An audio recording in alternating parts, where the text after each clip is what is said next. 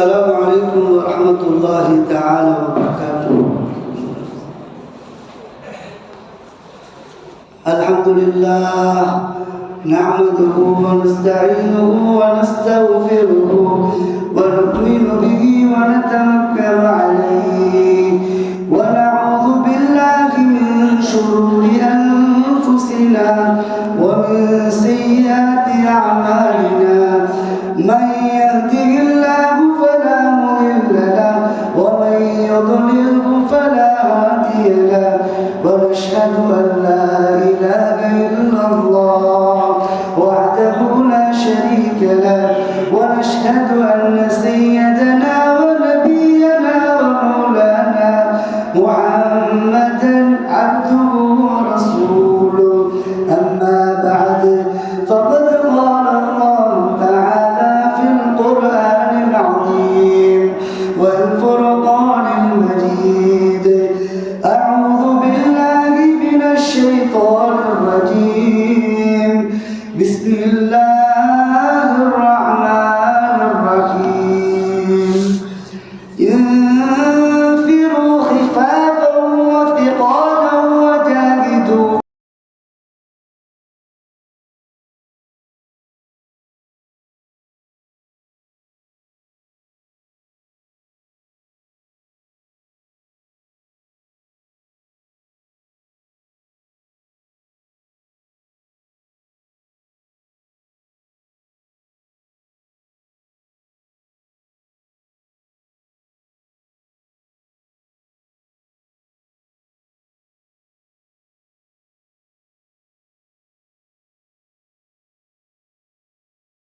ذلكم خير لكم إن كنتم تعلمون.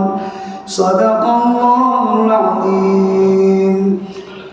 وقال النبي صلى الله عليه وسلم: المجاهد من جاهد في الطاعة الله والمجاهر من هاجر خطايا والذنوب أو كما قال عليه الصلاة والسلام. எல்லா புகழும் புகழ்ச்சியும் அகிலத்தை படைக்கும் பரிமாணிக்கக்கூடிய வல்ல அல்லாஹ் ஒருவனுக்கே புகழ் அளித்தும் தனது உயிருக்கும் மேலான ஹாத்தமுன் நபி எம்பெருமானார் முஹம்மது முஸ்தபா ரசூலை அக்ரம் ஸல்லல்லாஹு அலைஹி வஸல்லம் அவர்கள் மீதும் அவர்கள் குடும்பத்தார்கள் மீதும் அவர்களை பின்பற்றிய உத்தம சத்திய சஹாபாக்கள், தாபிஈன்கள், அவுலியாக்கள், இறை நேசர்கள், இமாம்கள் நம் அனைவர்கள் மீதும் என்றென்றும் உண்டாகட்டுமாக.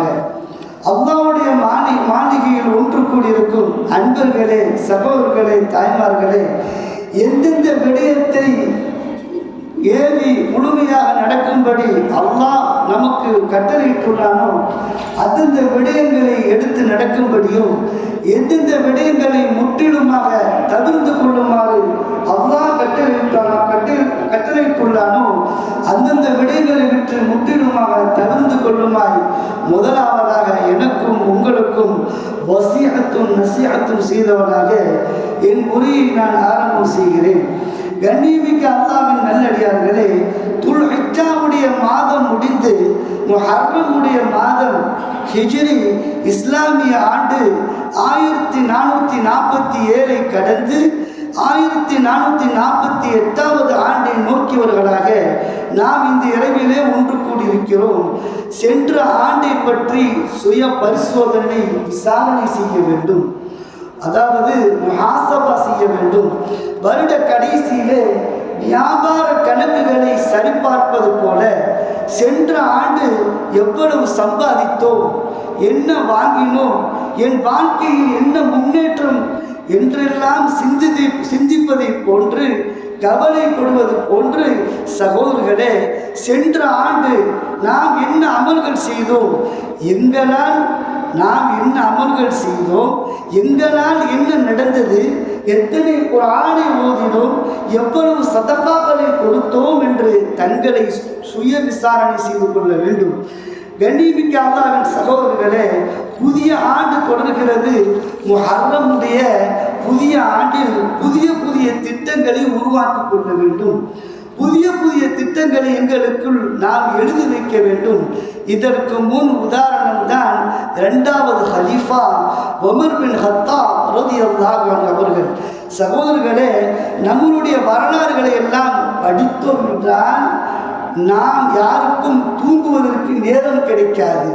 இந்த உலகத்திலே சாதிக்க வேண்டிய அவ்வளவு சாதனைகளையும் சாதித்துவிட்டு நமது முன்னோர்கள் வஃபாத்தாகி விட்டார்கள். அதில் துல்ஹிஜ்ஜாவுடைய மாதம் வஃபாத்தாகிய ஷஹீதாகிய ஒரு மனிதர் தான் உமர் பின் கத்தாப் ரலியல்லாஹு அன்ஹு அவர்கள். உலகம் வரலாற்றிலே இந்த பூமியிலே நீதத்தை வரலாற்றிலே பூமியிலே இந்த நீதத்தை நிலைநாட்டிய ஹலீஃபா ஹஸரத் உமர் பின் கத்தாப் ரலியல்லாஹு அன்ஹு அவர்கள். உமர் ரலியல்லாஹு அன்ஹு இந்த உலகத்தில் செய்த சேவைகளை போன்று யாரும் செய்ய முடியாத சகோதரர்களே. இஸ்லாத்தை தழுவியதிலிருந்து மக்காவுடைய வாழ்க்கை, மதீனாவுடைய வாழ்க்கை என்று தான் செய்ய வேண்டிய முழு சாதனைகளையும் பூமியில் நிலைநாட்டினார்கள் இன்று வரை. உமர் ரலியல்லாஹு அன்ஹு என்றாலே உலகமே நடுங்கக்கூடிய அளவு தன்னுடைய பெயரை பதிர்த்துவிட்டு சென்று விட்டார்கள். உமர் என்றாலே எல்லோருக்கும் தெரியும். யார் இந்த உமர்? உமர் பின் கத்தாப் ரலியல்லாஹு அன்ஹு நபி ஸல்லல்லாஹு அலைஹி வஸல்லம் அவர்கள் வாழும் வரைக்கும் நபி ஸல்லல்லாஹு அலைஹி வஸல்லம் அவர்களோடு முழு நிகழ்வுகளிலும் கலந்து கொண்டார்கள். சகோதரர்களே, நபி ஸல்லல்லாஹு அலைஹி வஸல்லம் அவர்கள் வஃபாத்தான பொழுது வாளை கையில் எடுத்துக்கொண்டு நபி ஸல்லல்லாஹு அலைஹி வஸல்லம் அவர்கள் வஃபாத்தாகவில்லை என்று கோஷம் போட்டுக் கொண்டு இருந்தார்கள். ஹஜ்ரத் அபூபக்கர் ரலியல்லாஹு அன்ஹு அவருடைய காலத்தில் இஸ்லாத்தை வளர்ப்பதற்கு பல தியாகங்களை செய்தார்கள். அபூபக்கர் ரலியல்லாஹு அன்ஹு அவர்கள் நபி ஸல்லல்லாஹு அலைஹி வஸல்லம் அவர்கள் வஃபாத்தாகிய பொழுது அபூபக்கர் ரலியல்லாஹு அன்ஹு அவர்கள் யோசித்தார்கள், இந்த சமூகத்திற்கு ஒரு தலைவரை வைத்துவிட்டு நான் வஃபாத்தாக வேண்டும் என்று நினைத்தார்கள். உமர் ரலியல்லாஹு அன்ஹு அவர்களை அழைத்து சொன்னார்கள், எனக்கு பிறகு நீங்கள் தான் இந்த சமூகத்திற்கு தலைவர், ஹலீஃபா என்று சொன்னார்கள். உமர் ரலியல்லாஹு அன்ஹு சொன்னார்கள், என்னால் முடியாது. ஒரு வார்த்தை தான் சொன்னார்கள், ஜப்பாருன் ஃபில் ஜாஹிலியத்தி அஹ்வாருன் ஃபில் இஸ்லாம். உமரே, ஜாகிலியத்தில் எவ்வளவு தைரியசாலியாக இருந்து நீங்கள் இஸ்லாத்தின் கோழையாக மாறிவிட்டீர்களா? உடனே பொறுப்பெடுத்தார்கள். சகோதரர்களே, ஹிஜ்ரி 13ஆம் ஆண்டு இந்த சமூகத்தை பொறுப்பெடுத்து ஹிஜ்ரி 23ஆம் ஆண்டு வரை 10 ஆண்டுகள் சகோதரர்களே இந்த சமூகத்தின் தலைவராக இருந்தார்கள். இந்த 10 ஆண்டுகளுக்குள் மதீனா முனவ்வராவில் இருந்த இஸ்லாத்தை ஆப்கானிஸ்தான் வரை கொண்டு சேர்த்தார்கள். மதீனாவில் இருந்த இஸ்லாத்தை சகோதரர்களே அவர்கள் இருந்த காலத்தில் தான் ஈரான் இஸ்லாத்தை தழுவியது. அவருடைய காலத்தில் தான் ஈராக் இஸ்லாத்தை தழுவியது. அவருடைய காலத்தில் தான் குவைத் இஸ்லாத்தை தழுவியது. அவருடைய காலத்தில் தான் துபை இஸ்லாத்தை தழுவியது. அவருடைய காலத்தில் தான் கத்தார் இஸ்லாத்தை தழுவியது. அவர்களுடைய இன்னும் ஏகப்பட்ட நாடுகள், அரபு உலகம் என்று சொல்கிறோமே, ஒமான் இஸ்லாத்தை தழுவியது. கடைசியாக நகா வரை வந்தார்கள், குராசான் வரை வந்தார்கள், ஆப்கானிஸ்தான் பார்டர் வரை இஸ்லாத்தை இந்த 10 ஆண்டுகளில் கிஸ்ராவை வீழ்த்தாட்டினார்கள், கைசரை வீழ்த்தாட்டினார்கள். இந்த பக்கம் சிரியாவை வீழ்த்தாட்டினார்கள்.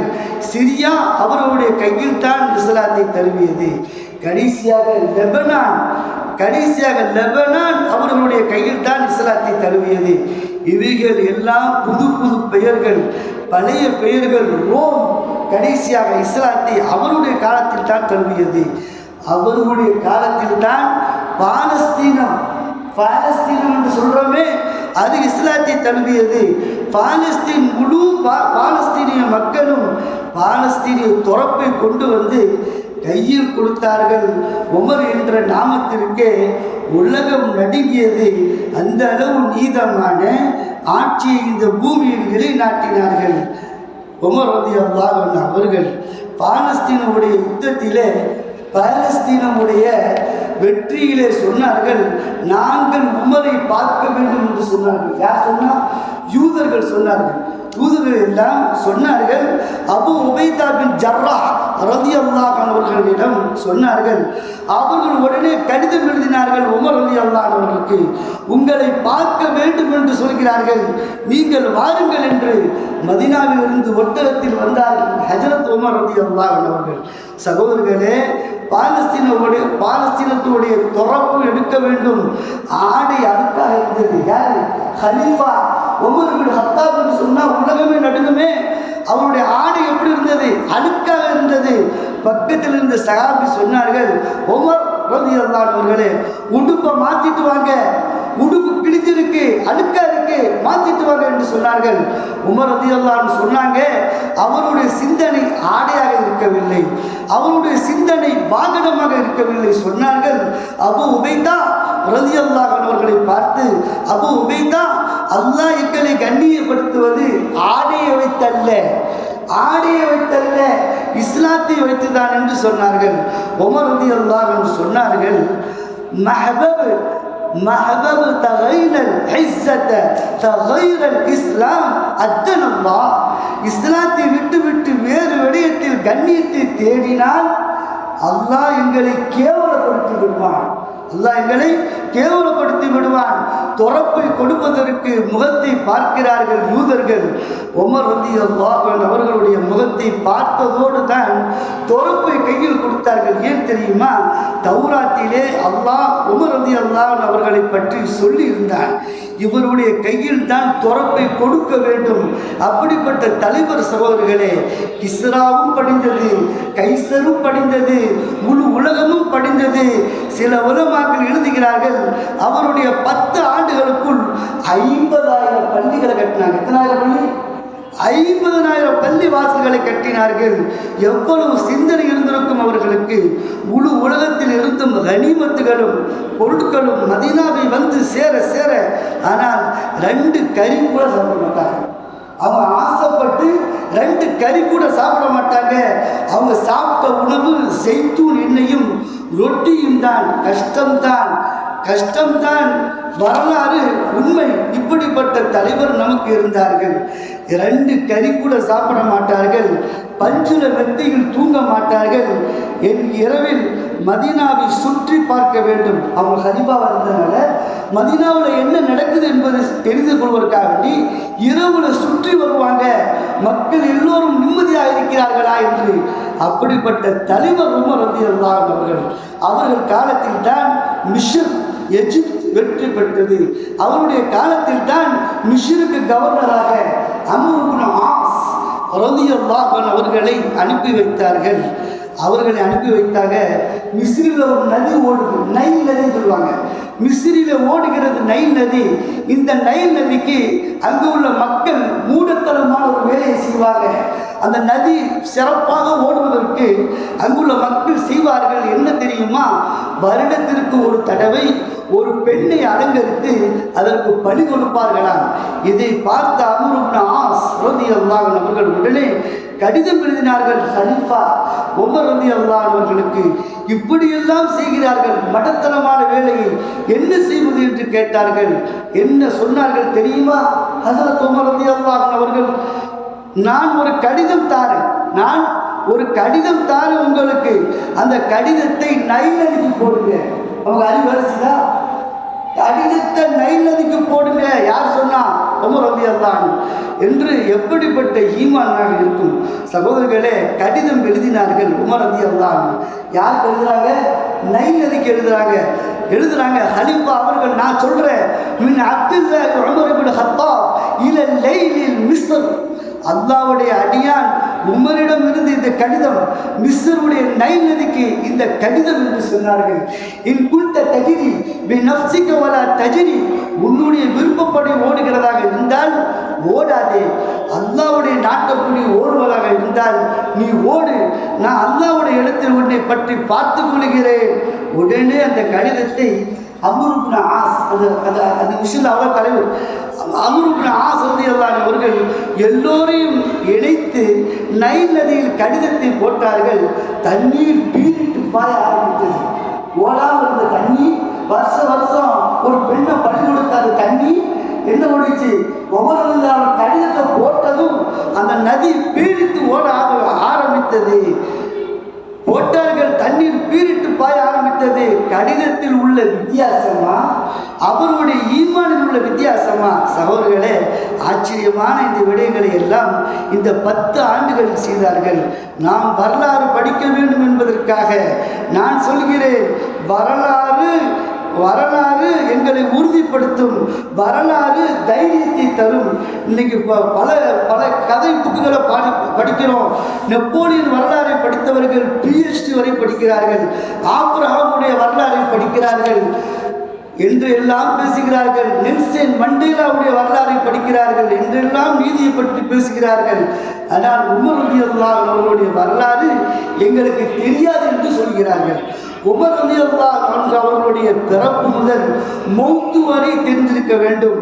மிஸ்ருடைய தலைவர் அம்ரு இப்னு ஆஸ், அவர் கவர்னர். மிஸ்ருடைய அம்ரு இப்னு ஆஸ் என்ற சஹாபி கவர்னர். அவர் இருக்கிறாரு. அவருடைய மகன் ஒரு மனிதனுக்கு சாட்டையால் அடிச்சிட்டார். யார் மகன்? அம்ரு இப்னு ஆஸ் ரலியல்லாஹு மகன் ஒரு மனிதனுக்கு சாட்டையால் அநியாயமாக அடித்து விட்டார். அந்த மனிதன் என்ன செய்கிறார் தெரியுமா? மதீனாவுக்கு வந்தார். யார்கிட்ட கவனம் பண்ணுறதுக்கு? உமர் ரலியல்லாஹு அவர்கிட்ட. உடனே மதீனாவுக்கு வந்தார்கள். உமர் ரலியல்லாஹு அவர்களிடம் முறையிடுவதற்கு வந்தார். உமர் ரலியல்லாஹு அவர்கள் அவரை உட்கார வைத்து விட்டு கடிதம் எழுதினார்கள். அம்ரு இப்னு ஆஸ் ரலியல்லாஹு அவர்களுக்கு, உங்கள் மகனை கூட்டிவிட்டு உடனே மதீனாவுக்கு வாங்க என்று சொன்னாங்க.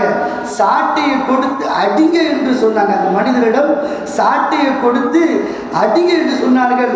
அந்த மனிதர் கேட்டாங்க. அம்ரு இப்னு ஆஸ் ரலியல்லாஹு அவர்களை பார்த்து உலகத்தில் ஹலீஃபா கேட்டாங்க. அம்ரு இப்னு ஆஸ் ரலியல்லாஹு அவர்களை பார்த்து, உலகத்தில் எல்லோரும் சுதந்திரவாதிகள், நீங்கள் எப்பொழுது அடிமையாக்கினீர்கள்? எப்படி உங்கள் மகன் அடிப்பார்? சகோதரர்களே, மிஸ்ரில் அடித்ததற்கு பள்ளிக்கு பள்ளி வாங்கினார்கள் மதீனாவில். இவர்தான் ஹலீஃபா. எவ்வளவு நீதியாக இருந்திருக்கும் இந்த ஆட்சி. அம்ரு இப்னு ஆஸ் ரலியல்லாஹு அவர்கள் மகனை கூட்டிட்டு வந்தார்கள். பாப்பா வந்து சொன்னார் ஹலீஃபாவிடம், உமர் ரலியல்லாஹு அவர்களிடம், ஏண்ட மகன் என் பேச்சை கேட்கிறா இல்லை, ஏண்ட மகன் என் பேச்சை கேட்கிறா இல்லை, அவனுடைய இஷ்டத்துக்கு நடந்து கொள்கிறான் என்று சொன்னார்கள். அடிங்க ஹலீஃபா அவர்களே, ஹலீஃபா என் மகன் பேச்சை கேட்கிறா இல்லை, நீங்கள் அடிங்க என்று சொன்னார். உடனே மகன் கேட்டார் ஹலீஃபாவிடம், ஒரு வாப்பா பிள்ளைக்கு செய்ய வேண்டிய கடமை எத்தனை? ஒரு வாப்பா பிள்ளைக்கு செய்ய வேண்டிய கடமை எத்தனை என்று கேட்டார். யார்கிட்ட? ஹலீஃபாட்ட கேட்டார். உமர் ரலியல்லாஹு அவர்கள் சொன்னார்கள், 3. ஒன்று என்னன்னு சொல்லுங்க. ஒன்று என்ன? நல்ல பெண்ணை தேர்ந்தெடுக்க வேண்டும், நல்ல பிள்ளைகளை பிறப்பதற்கு. நல்ல பெண்ணை தேர்ந்தெடுக்க வேண்டும், நல்ல பிள்ளைகளை பிறப்பதற்கு. 2, நல்ல பெயர் வைக்க வேண்டும் பிள்ளைகளுக்கு.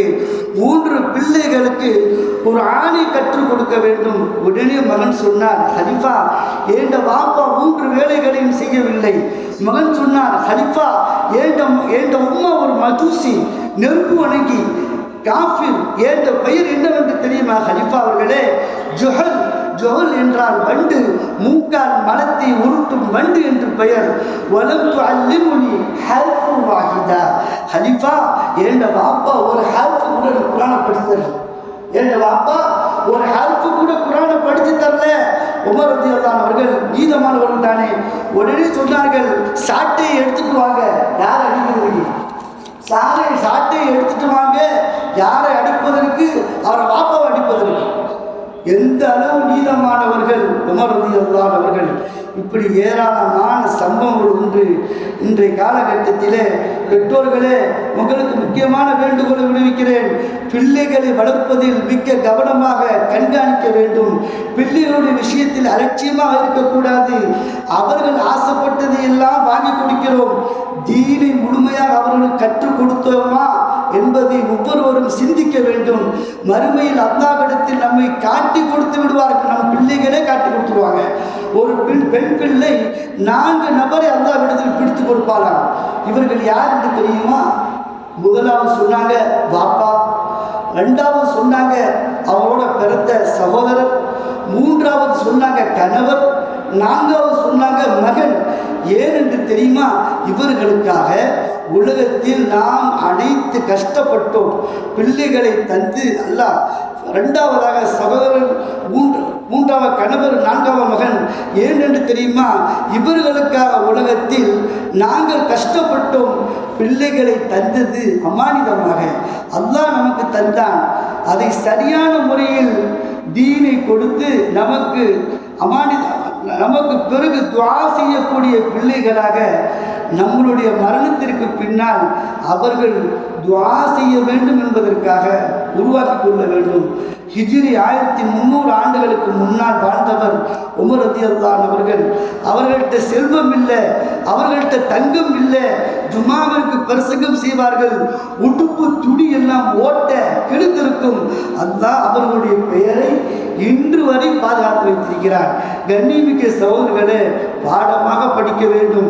நானும் உமரை போல் ஆக வேண்டும் என்ற சிந்தனை இன்ஷா அல்லாஹ் உருவாக்கி கொள்ள வேண்டும். உமர் ரலியல்லாஹு அவர்களுடைய புத்தகத்தை வாங்கி படிக்க வேண்டும். படித்து தன்னை வளர்த்து கொள்ள வேண்டும். எல்லோரையும் அரவணைக்க வேண்டும். யாரையும் விட்டுவிடக்கூடாது. எல்லோரையும் சுவர்க்கம் கூட்டு போக வேண்டும். முஹர்ரமுடைய புதிய ஆண்டை பற்றி, அதன் சிறப்பை பற்றி நம்மளுடைய பிள்ளைகளுக்கு சொல்லிக் கொடுக்க வேண்டும். அதற்காகத்தான் நம்ம மஸ்ஜிதில் இப்படியான ஏற்பாடுகள் செய்யப்பட்டிருக்கிறது.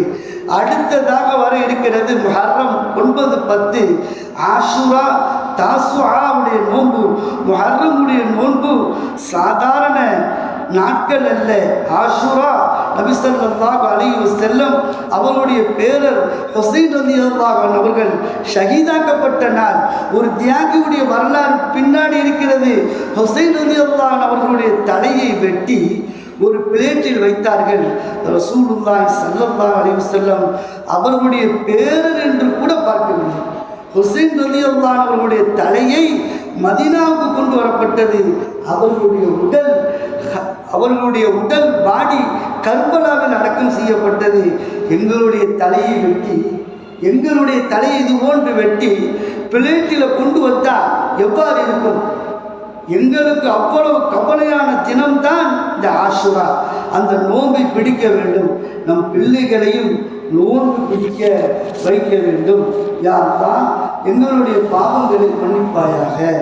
யா அல்லாஹ் எங்களுடைய தாய் தந்தைகளுடைய பாவங்களை மன்னிப்பாயாக. யா அல்லாஹ் யாரெல்லாம் இந்த மஸ்ஜிதிற்காக உடலால் பொருளால் முயற்சி எடுத்தார்களோ அனைவர்களுடைய பாவத்தை மன்னிப்பாயாக. நல்ல ஆரோக்கியத்தை கொடுப்பாயாக. யா அல்லாஹ் நீண்ட ஆயுளை கொடுப்பாயாக. தீனுக்காக செலவழிக்கக்கூடிய பாக்கியத்தை கொடுப்பாயாக. நல்ல ஒற்றுமை கொடுப்பாயாக.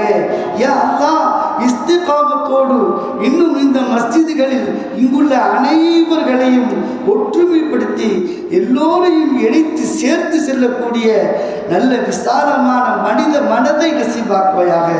உமர் ரலியல்லாஹு அன்ஹு அவர்கள் கேட்டதை போன்று ஷஹாதத்தை நசீபாக்குவாயாக. மதீனாவில் மரணிக்கக்கூடிய பாக்கியத்தை தருவாயாக. எங்களுடைய கடைசி வார்த்தை லா இலாஹ இல்லல்லாஹ் முஹம்மதுர் ரசூலுல்லாஹ் ஸல்லல்லாஹு அலைஹி வஸல்லம் என்ற கலிமாவோடு உயிர் பிரியும் பாக்கியத்தை தருவாயாக. வாஹிர் தஅவானா அல்ஹம்துலில்லாஹி ரப்பில் ஆலமீன். சுப்ஹானல்லாஹ் வல்ஹம்துலில்லாஹ் யஷ்ஹது அல்லா இலாஹா இல்லல்லாஹ். டீ ஏற்பாடு செய்யப்பட்டிருக்கு. வெளியே டீ ஏற்பாடு செய்திருக்கிறாங்க. எல்லாரும் முடிஞ்சிட்டு இன்ஷா அல்லாஹ் 10 நிமிஷத்தில் தொழுகைக்கு வந்து இன்ஷா அல்லாஹ்